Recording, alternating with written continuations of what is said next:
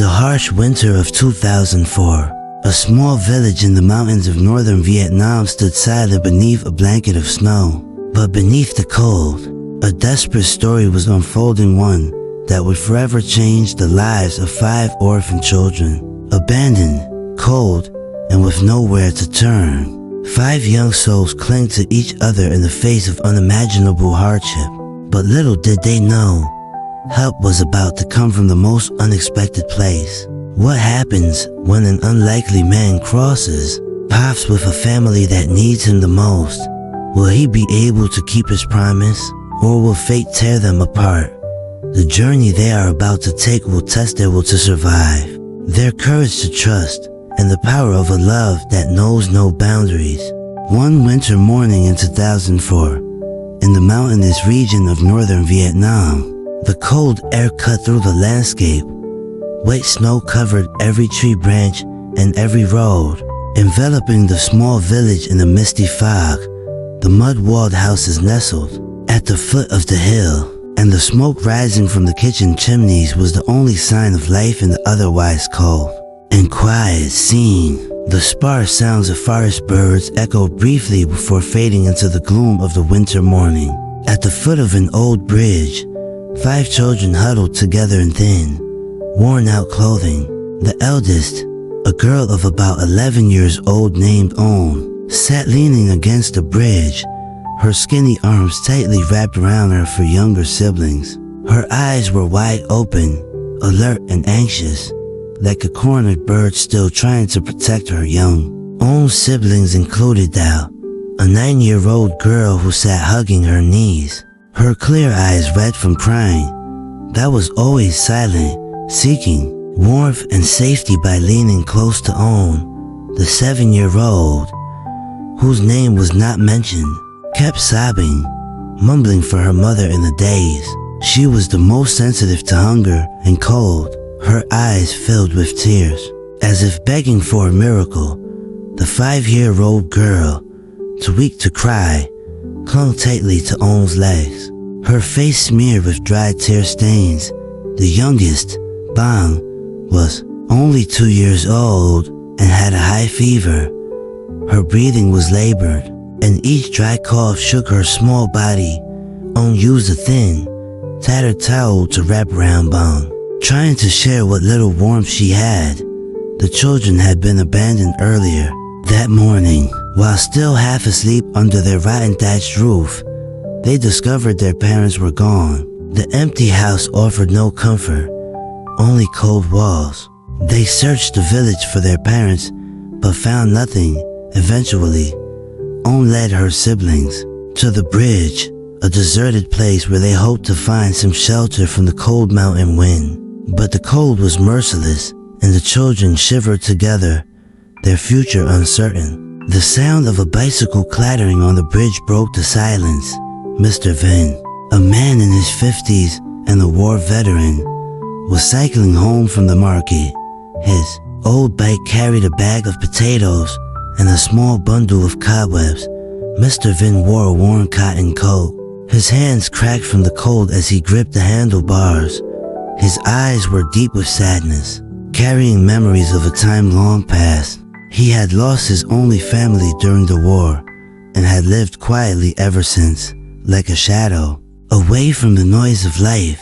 As he reached the middle of the bridge, he stopped abruptly. The sight before him was unusual. 5 children huddled together, shivering in the cold damp myrrh. Vinh got off his bike and approached them, his eyes filled with concern. The eldest girl, Own, looked up at him with a mix of fear and defiance, like a wildcat protecting her cubs. "Don't hurt us," she stuttered, her voice trembling. Mr. Vinh's heart ached as he saw the innocence and strength in her eyes. He softened his voice and asked gently, "I won't hurt you. What are you doing here?" Tears welled up in Own's eyes as she turned away. "We no longer have a home. Our parents are gone. We have to protect our younger siblings," she said, her voice barely audible over the cold wind. Mr. Vinh was stunned. Her words cut through him like a knife, bringing back painful memories of his own past. He remembered being separated from his younger brother after the war, unable to save him because no one had been willing to adopt him. The pain of that loss had haunted him all his life. Now, these 5 children faced the same risk of being separated and forgotten. Little Bang coughed loudly, her small body jerking with each breath. Mr. Vinh bent down and gently touched her forehead. "Her fever is too high," he said. "You kids, follow me home. I will help you." Own shook her head, tears streaming down her face. "No, we won't go anywhere. If you take us to the children's home, we'll be separated. I'd rather die than let that happen." Her desperate cry echoed in the cold morning air. Mr. Vinh looked at Own and then at the other children, who were shivering and holding onto each other tightly. In their innocent eyes, he saw fear, pain, and a silent plea for help. "I promise I won't separate you," he said, his voice trembling but firm. "Let's go. I'll take care of you." Own hesitated, her eyes searching his face for reassurance. Finally, she nodded slightly. Mr. Vinh took off his cotton coat and gently wrapped it around Bang, then picked her up. "Our house is nearby," he said. The children followed him, their small bare feet leaving trembling but hopeful footprints in the snow. Mr. Vinh's house was small and humble, with an old thatched roof and yellowed earthen walls. But inside, it was much warmer than the cold outside. He lit a fire, and the warmth from the stove filled the dark room. Own sat close to the fire, holding Bang in her arms. The youngest girl opened her eyes briefly, babbling something before falling asleep in the warmth. Mr. Vinh cooked a small pot of porridge and fed Bang spoon by spoon. He sighed softly as he watched the baby sleep, knowing that his life had just taken a dramatic turn. That night, the 5 children curled up together on the only bed in the house. Mr. Vinh sat by the fire, his eyes sad but also shining with a new light. He told himself that from now on, these children would be his family. Outside, the snow continued to fall, but inside the small house at the foot of the bridge, a fire of love and hope had been lit. It was the beginning of a new journey, one filled with both joy and challenges. The next morning, Mr. Vinh woke up early to prepare a simple breakfast of thin porridge. The children gradually woke up, their eyes filled with confusion and curiosity. Own, ever the responsible eldest sister, divided the porridge among her siblings, leaving the smallest portion for herself. Mr. Vinh watched her with a pang in his heart. At just 11 years old, she was already carrying the weight of the world on her shoulders. Life in the small house quickly fell into a difficult routine. Mr. Vinh gave the only bedroom to the children, while he slept on the torn mat near the fire. During the day, he worked tirelessly, chopping wood to fix the leaky roof and doing odd jobs for other families in the village to earn money for food. At night, he mended clothes and repaired worn-out sandals so the children would have something to wear. Own, despite her young age, learned to help him. She woke up early to clean the house, wash clothes, and look after her younger siblings. One day, Mr. Vinh found Own standing behind the house, holding Bang's torn shirt. Her face was dark from the cold, and her lips trembled, but her eyes were full of determination. "Dad, I don't want Bang to be cold," she said. Mr. Vinh gently placed his hand on her shoulder. "Own, come inside. It's cold out here." He looked at her for a long time, his heart swelling with emotion. This young girl, who should have been protected by her parents, was now the pillar of her family. Thou, the quietest of the children, often sat in the corner, drawing meaningless circles on the ground as if to forget her fears. Mo, the youngest, cried often but had started to smile more. Nee and Bong, the two youngest, always chirped around Mr. Vinh, bringing laughter to the small house. Despite the hardships, the family found moments of joy and warmth that, however, life was not always peaceful. The villagers began to gossip, saying that Mr. Vinh was too poor to raise 5 children and that he would eventually abandon them. Some even accused him of taking the children for fame. These words cut deep into Mr. Vinh's heart, but he did not respond. Instead, he worked harder, determined to prove them wrong. One evening, Mr. Vinh heard sobbing outside and found out sitting alone under a tree. They said, "You can't raise us, and we'll be abandoned," she cried. Mr. Vinh sat beside her, his heart heavy. "I won't abandon you," he said firmly. "No matter what happens, we'll get through it together." The challenges continued. Mr. Vinh worked as a construction worker, carrying bricks and cement despite his old war wounds.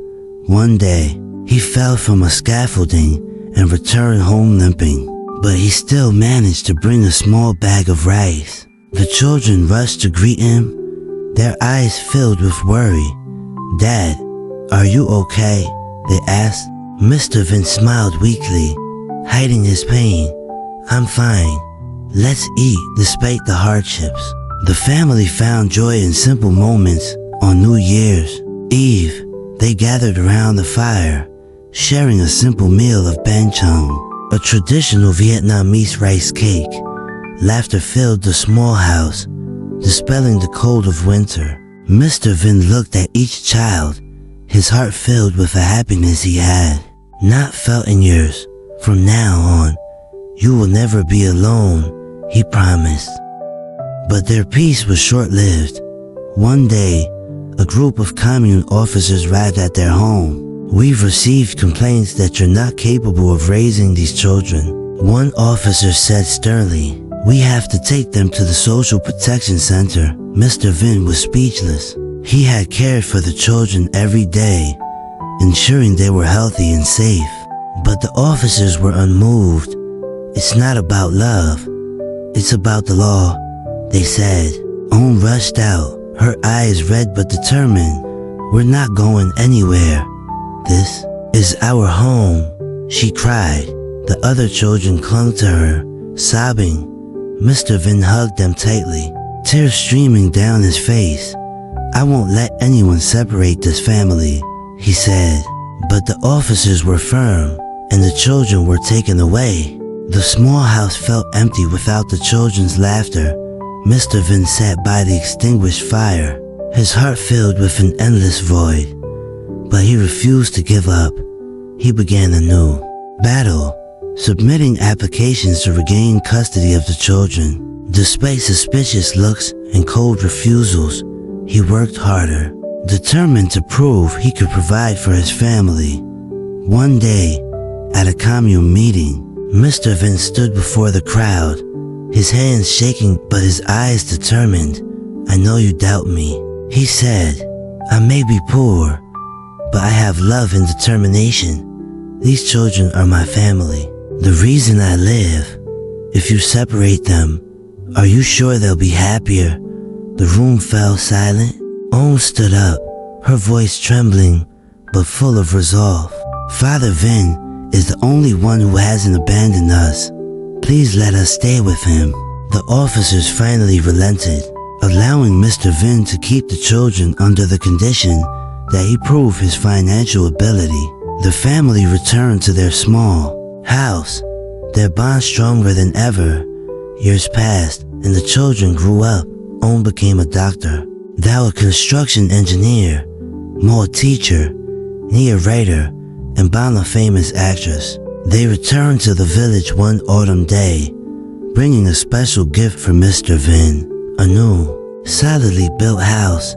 "Dad, you gave us a roof over our heads. Now we want you to have a beautiful place to live," Own said, tears in her eyes. Dotmer Vinh stood in front of the new house, overwhelmed with emotion. He hugged each of his daughters tightly, feeling their familiar warmth. "You've grown up," he said, his voice choked with tears. "I'm so proud of you." That evening, the family gathered around the dinner table, sharing memories of their past struggles and triumphs. Mr. Vinh smiled, his eyes shining with happiness. "You've given me a family," he said. "That's the most precious thing in the world." Years later, Mr. Vinh passed away peacefully, a gentle smile on his lips. On the day of his funeral, the village mourned the loss of a man who had turned the impossible into possible. His daughters stood by his grave, their eyes filled with tears, but also pride. "Dad will live well," Om whispered. "We'll never forget your love." The story of Mr. Vinh and his 5 daughters became a legend in the village, a testament to the power of love and perseverance. Though he was gone, his legacy lived on in the hearts of his daughters and the generations that followed.